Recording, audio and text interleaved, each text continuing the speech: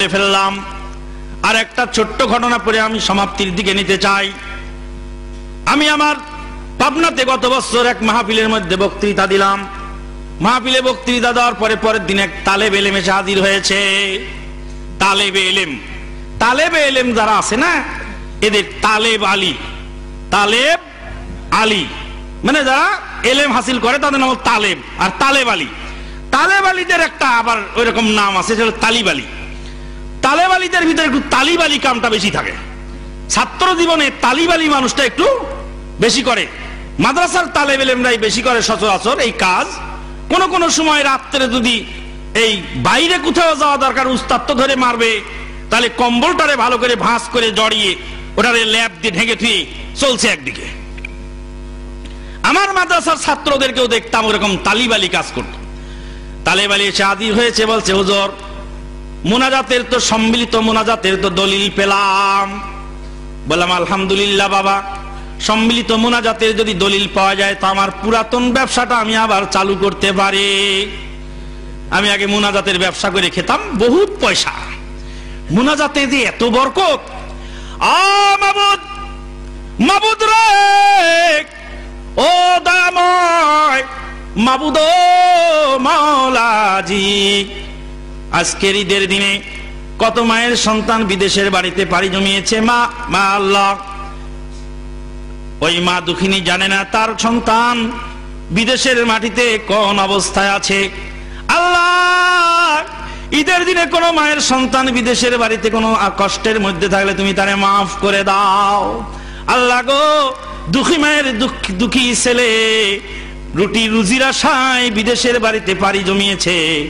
আল্লাহ গো, ওই দুঃখী মায়ের সন্তানকে হেফাজত করো, জানমালে যথা টাইমে মায়ের সন্তানকে মায়ের কোলে পৌঁছায় দাও।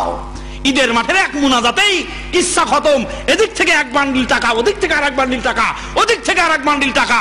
যত মায়ের সন্তান Japan, German, France, America, Russia যে যে দেশে আসে, সব মায়ের সন্তান টাকার বান্ডিল পাঠায় দিয়ে কইছে এই মৌলভী সাহেবের টাকা দিয়ে আসো। মৌলভী সাহেব আমার বেটার জন্য প্রাণ খুলে দোয়া করেছে। মুনাজাতের ব্যবসায় বিরাট বরকত। চাকরি বাকরি কিচ্ছু লাগে না, এক মুনাজাত দিলেই 500 টাকা পাওয়া যায়।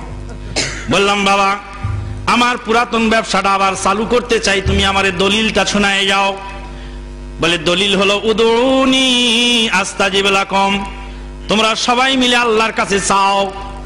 বলে সবাই মিলে চাও, এটা তুমি কোথায় পেলে? বলে বহু বচন আছে এখানে। উদউনি, তোমরা সবাই দোয়া করো। আল্লাহ সবাইকে দোয়া করতে বলেছেন, এই জন্য বোঝা গেল সবাই একত্রে দোয়া করতে হবে, একা একা দোয়া করলে হবে না। বললাম বাবা তো ভালো কথা বলেছ, বহু বচন হওয়ার কারণে বোঝা গেল সম্মিলিত ভাবে করতে হবে। আল্লাহ বলেছেন ফানকিহু মা তাবা লাকুম মিনান নিসা, পছন্দসই নারী দেখে তোমরা সবাই বিয়ে করো। আল্লাহ বলেছেন সবাই বিয়ে করো, সবাইকে বিয়ে করতে বলেছেন, বহু বচন ব্যবহার করেছেন। মামু, খালু, চাচা, জ্যাঠা সবাই একত্রে একদিনে বিয়ের ডেট করতে হবে, একা একা করলে সম্মিলিত হবে না। এবার তালেব আলী মাথা চুলকাইতে চুলকাইতে চলে যায়। বলো তালেব আলী এদিকে আয়, কিচ্ছা খতম হয়ে গেল। কে ব্যাপার কি? মুনাজাতের এত দলিল নিয়ে ঘুরে বেড়াও, মুনাজাতের দলিল উৎসাহে পড়ে, তো একটা দলিল প্রথমেই খতম হয়ে গেল।